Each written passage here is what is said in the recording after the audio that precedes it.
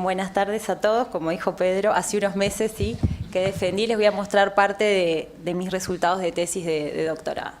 Entonces, el trabajo se titula Estudio de inóculos definidos como controladores biológicos de Aspergillus flavus en silos de grano húmedo de sorgo.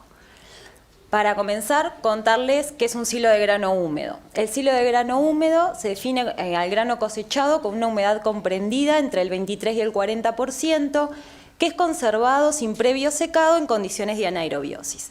Y el método de conservación que se utiliza es el proceso de ensilaje, ¿sí? Que el proceso de ensilaje es un método que por acción de microorganismos y en ausencia de oxígeno se producen ácidos que inhiben los procesos de descomposición del forraje, y esto ocurre mediante varias etapas, como se muestra ahí como se muestra ahí en la imagen, ¿sí? Tenemos una primera fase aeróbica, que la misma comprende desde que el grano es cortado en el campo con la humedad requerida, ¿sí? El mismo se coloca ahí en la tolva, en donde es quebrado y compactado en la bolsa hasta llenar la misma. Esta primera fase debe ser lo más breve posible, ya que en la misma hay pérdida de nutrientes, ¿sí? Por respiraciones celulares y por acción de microorganismos. Una vez que se termina el oxígeno, ¿sí? Dentro de la bolsa, pasamos a la fase de fermentación. En esta fase se producen ácidos orgánicos, principalmente el ácido láctico, que lo que generan es la disminución en los valores de pH hasta valores que permiten entrar en la fase de estabilización, donde el material es inalterado. Y esto está inalterado hasta que se abre la bolsa para dar de comer a los animales, que el material comienza a exponerse al oxígeno, y ahí entramos en la fase que se llama de deterioro aeróbico. El problema que pueden presentar los hilos de grano húmedo es la contaminación fúngica, así que en un buen proceso de ensilaje esta contaminación ocurre en la fase aeróbica y en la fase de deterioro aeróbico. Y los hongos comúnmente, los géneros fúngicos comúnmente asociados a esta contaminación son los géneros de Penicillium, Fusarium y Aspergillus, y hay trabajos a nivel nacional que mostraron que un contaminante frecuente de silos de grano húmedo de sorgo, que es con lo que vamos a trabajar en este trabajo, es el Aspergillus flavus. Este hongo genera bastante problema. ¿Por qué? Porque él mismo es productor de aflatoxinas. Dentro de la aflatoxina es la aflatoxina B1, que es cancerígena, así determinada por la IARC, y además, por ejemplo, es un problema para las vacas lecheras, ya que si consumen alimentos contaminados con aflatoxina B1, la misma se biotransforma y se excreta en la leche como M1. Entonces, este problema puede llegar a los humanos. Una estrategia que se utiliza para tratar de ayudar a este proceso de ensilaje es el uso de aditivos, ¿sí? Hay diferentes clasificaciones de aditivos, nosotros nos vamos a centrar en lo que son los inoculantes microbianos. Los inoculantes microbianos que se utilizan para silos pueden clasificarse en diferentes generaciones dependiendo del tipo de bacterias lácticas, ¿sí? De las características de estas bacterias lácticas. Y de esta manera podemos encontrar una amplia gama de inoculantes comerciales. Hay autores que definen una cuarta generación, ¿sí? De inoculantes microbianos que además de bacterias lácticas incluyen microorganismos de alimentación directa, como por ejemplo la levadura Saccharomyces cerevisiae, ¿sí? Que este microorganismo otorga un beneficio al animal que lo consume. Entonces, en este contexto de esta última clasificación, de esta cuarta generación de inoculantes microbianos, nosotros estudiamos al kéfir de agua como una fuente de microorganismos inoculantes. ¿Qué es el kéfir de agua? Quizás ya lo conocen. Es una bebida producida con soluciones azucaradas, fermentadas con gránulos constituidos por microorganismos embebidos en una matriz de polisacárido. Lo que vemos allí en la imagen son los gránulos de kéfir. La bebida azucarada, así se le colocan estos gránulos, se deja fermentar, luego se retiran los gránulos y en aquella bebida quedan en esta bebida fermentada quedan los microorganismos, ¿sí? ¿Qué microorganismos? Bueno, estos gránulos tienen embebidos, ¿sí? Levaduras, bacterias ácido-acéticas y bacterias ácido-lácticas. Y esta bebida fermentada es consumida por parte de la población y nunca se vieron problemas de salud asociados al consumo, por lo tanto estos microorganismos han demostrado ser inocuos. Muy bien, presentado esto, lo primero que quisimos hacer fue probar si realmente el kéfir de agua poseía propiedades biocontroladoras para el sistema de estudio que nosotros estábamos trabajando y para el patógeno que estábamos trabajando. Entonces, lo primero que hicimos fue tratar al sorgo, que nosotros lo quebramos, lo esterilizamos y lo secamos, con una solución de kefir de agua, ¿sí? Que es el tratamiento T1, una solución de kefir de agua estéril, que es el tratamiento T2, lo que hicimos fue remover los microorganismos del kefir por centrifugación y filtración, y luego un control en agua, ¿sí? Una vez que tuvimos estas mezclas, lo que hicimos fue secarlas para lograr la humedad deseada. Recordemos que estamos trabajando con silo de grano húmedo. Luego lo contaminamos con Aspergillus flavus y armamos nuestros silos, que manejamos este sistema de minisilo en estos tubos cónicos plásticos, a lo que les adherimos un filtro, ¿sí? Para permitir una entrada de aire, porque recuerden, trabajamos en la primera fase del proceso de ensilaje. Bien, realizamos nuestros minisilos y los incubamos 7 días a 25 grados. Posterior a la incubación, lo que hicimos fue analizar la biomasa del Aspergillus flavus por qPCR por qPCR, ¿sí? Un método que estaba establecido pero que optimizamos en el trabajo. Los resultados que obtuvimos son los que se muestran en el gráfico. Si ven, graficamos los nanogramos de ADN de Aflaus por gramo de sorgo, para el control, que era en agua, para el tratamiento 1 y para el tratamiento 2. Y claramente podemos observar cómo el tratamiento 1 logró controlar el crecimiento de este hongo en este sistema. Por lo tanto, de este ensayo concluimos que los microorganismos presentes en el kefir de agua eran los que estaban involucrados en este biocontrol. A su vez, cuando hicimos este ensayo, hicimos minisilos adicionales para poder conocer esta comunidad del kefir de agua. Y también realizamos recuentos para saber, para empezar a tener una idea de con qué estábamos viendo ahí. Entonces, cuando realizamos los recuentos, ¿sí? Vemos que tenemos acá el recuento de bacterias ácido-acéticas y ácido-lácticas y el recuento de levaduras. Observamos que en ambos casos aumenta el recuento, ¿sí? Tanto en aire como en anaerobiosis de ambos grupos de microorganismos. Por lo tanto, cualquiera de ellos podría estar involucrado en este biocontrol que estábamos viendo. Cuando estudiamos esta comunidad microbiana por secuenciación masiva, las levaduras las estudiamos mediante la región ITC2, vimos que dos especies representaban esta comunidad y que a los 7 días la Pichia membranifaciens aumentaba un poco su abundancia con respecto a la Saccharomyces cerevisiae. Cuando estudiamos la comunidad de bacterias, que lo hicimos mediante la región B4, si vemos los filos, vemos que el filo Firmicutes aumenta su abundancia a los 7 días con respecto a Proteobacteria, y si lo vemos a nivel de género, vemos que el género Lactobacillus aumenta su abundancia a los 7 días. Aclaro que estos resultados fueron publicados en el 2019, previo a que el género Lactobacillus fuera diversificado, por lo tanto hay parte de este trabajo que todavía lo muestra como, digamos, un único género, no la diversificación, ¿sí? Bien, al tener estos resultados, el género Lactobacillus era un género que estábamos buscando porque nos interesaba como bacteria láctica para inoculante, entonces quisimos estudiar un poco la diversidad, ¿sí? Dentro de este género. Y para ello lo que hicimos fue un árbol filogenético con las diferentes otus obtenidas por secuenciación masiva, con el árbol con las otus y con secuencias, ¿sí? De cepas tipo obtenidas por comparación de las otus con base de datos. Y así pudimos ver que las diferentes otus se asociaban con diferentes especies de Lactobacillus que tenían diferentes metabolismos, que esto es importante a la hora de clasificar, ¿sí? Nuestro inoculante. Y en amarillo se marcan aquellas especies que aumentaron su abundancia a los 7 días de incubación. Otra cosa que hicimos fue la identificación, aislamos e identificamos, ¿sí? Microorganismos de estos silos que habían sido tratados con kefir de agua, ¿sí? Y vimos que, ahí tenemos el resultado para las bacterias y para las levaduras, vemos que una de las bacterias que logramos identificar, ¿sí? También la encontramos por secuenciación masiva, y las 2 levaduras que identificamos, y que aislamos e identificamos, también las vimos por secuenciación masiva.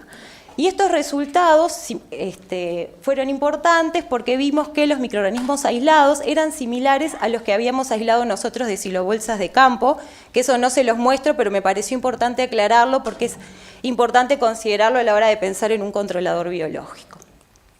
Entonces, una vez que tuvimos esto, les paso a contar el objetivo de los resultados que les voy a mostrar hoy.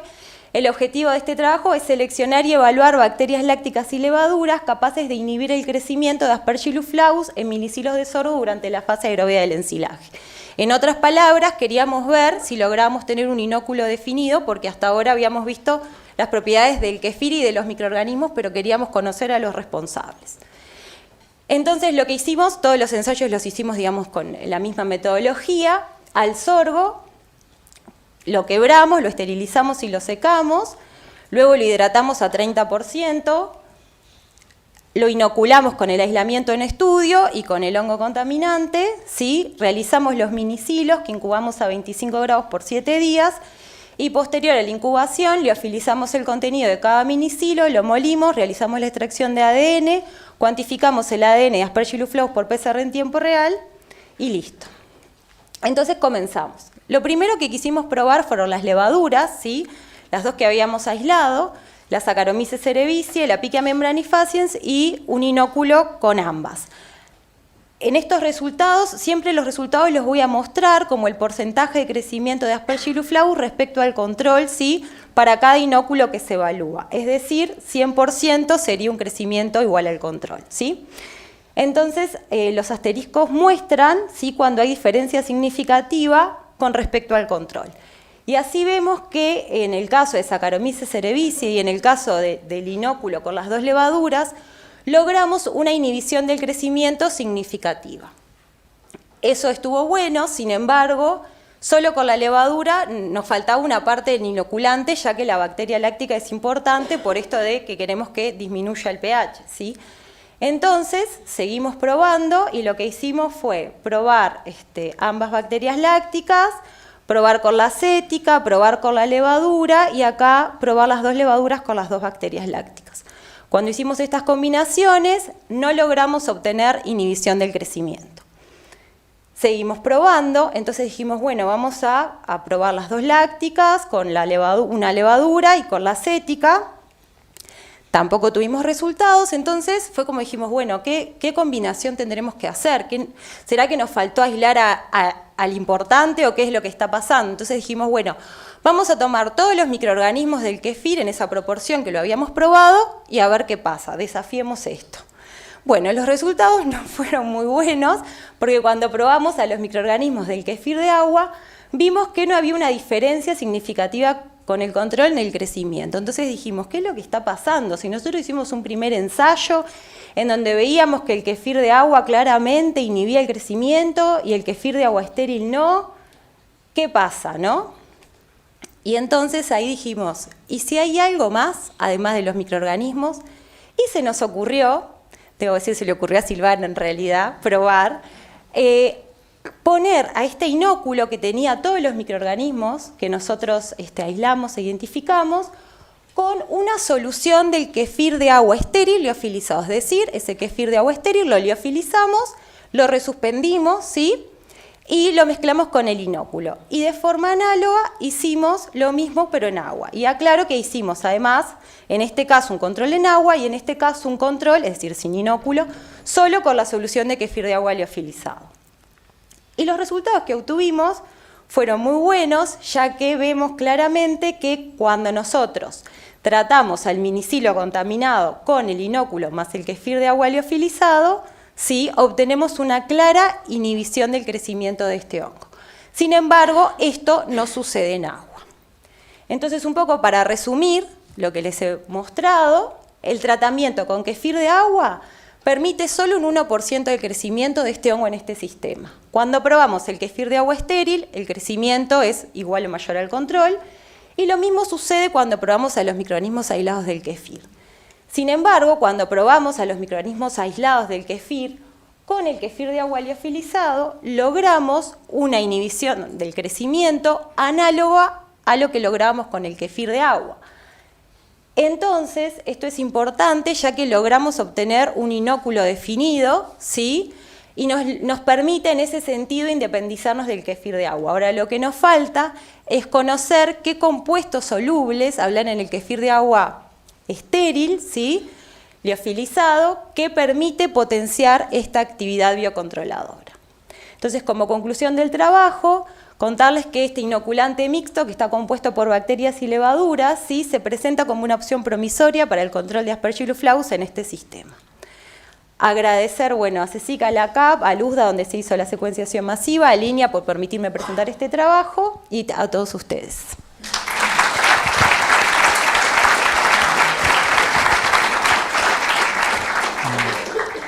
Terminaste en el segundo exacto. Bueno, hay preguntas para Mariana que quieran hacer. Muy linda presentación, me encantó. Quería consultarte qué pensabas que podía haber pasado en una de las primeras gráficas que mostraste, que ponías el kéfir esterilizado y crecía abundante. Yo pensé capaz que los nutrientes que podía tener ese kéfir que estaba filtrado, que no tenía microorganismos, pero después pusiste los microorganismos más el kéfir esterilizado, liofilizado y resuspendido, y ahí hubo una inhibición de crecimiento, por eso no... O sea, cuando yo pongo el kéfir estéril, es decir, solo, digamos, los componentes que a veces, si uno lee artículos, le dicen que esos compuestos solubles tienen actividad, se ha visto actividad antifúngica y eso. Nosotros no, a nosotros nos creció más que el control. O sea, lo que logramos el biocontrol con estos microorganismos que nosotros aislamos, más el kéfir de agua liofilizado. Es decir, hay algo en ese kéfir de agua liofilizado que logra, o sea, tiene que estar los microorganismos y algo de ese kéfir de agua estéril liofilizado. Si tú lo pones solo, no controla. No sé si... Sí. Yo me refería a que qué podía estar pasando que crecían más incluso que en el agua. ¿Te acordás que cuando lo ponías el que tenías el control, que tenías el 100% y después hay uno que... Puede haber un tema de nutrientes, sí. Sí, yo tengo teorías, pero ninguna la comprobé. Entonces, no sé, lo veías que esporulaba más a veces. Entonces, no, eso también te puede alterar algo ahí, pero sí, puede ser un tema de nutrientes, sí. Muchas gracias. De nada.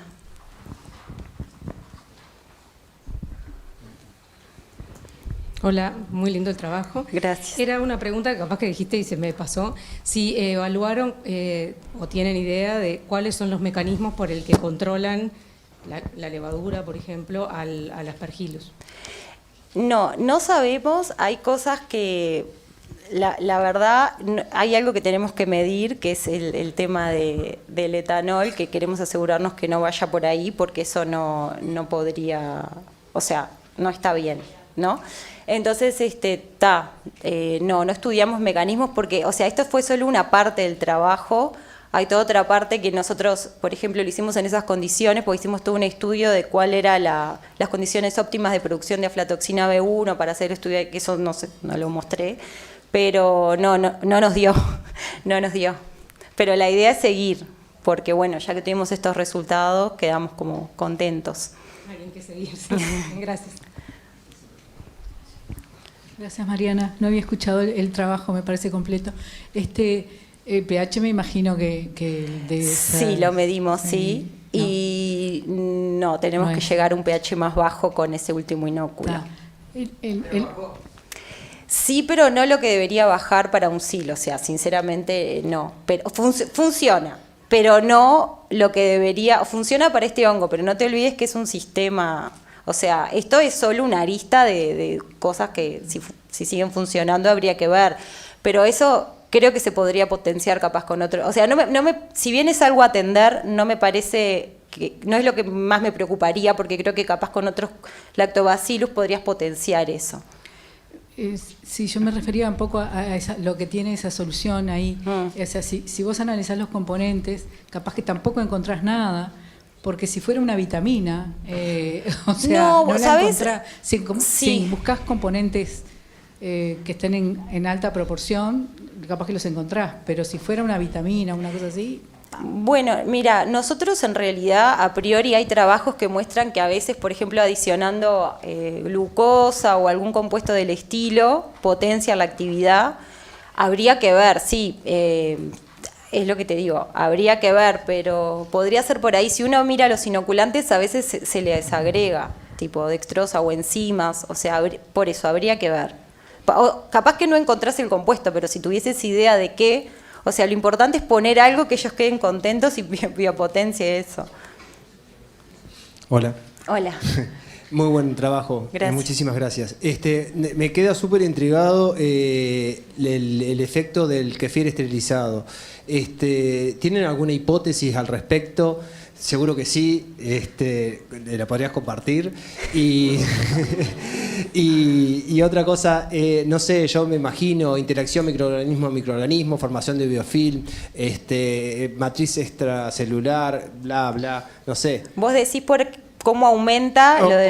¿Por qué, o sea, cuál es el rol de ese kefir? Y lo que ves es que potencia el hongo, lo que ves es, para mí, potencia el crecimiento del hongo.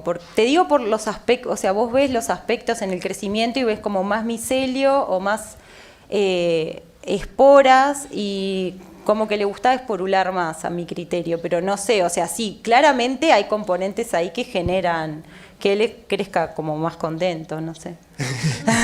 Interacción microorganismo-microorganismo, algo por ahí, capaz. No, lo que pasa, pero tú me decís en el kefir estéril. Sí, digo, porque vos pones el kefir estéril más tu set Perdón.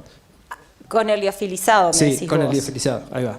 Bueno, sí, sí, los microorganismos interaccionan y eso, digo, hay cosas que se han visto que, por ejemplo, algo que a nosotros nos llamó mucho la atención con el tema de la interacción bacterias lácticas levaduras, que muchas veces hay como estudios que dicen que las bacterias lácticas podrían tener un mecanismo del estilo quorum sensing para inducir la autólisis de las levaduras para que puedan obtener vitaminas de ellas, por ejemplo, o aminoácidos, sí.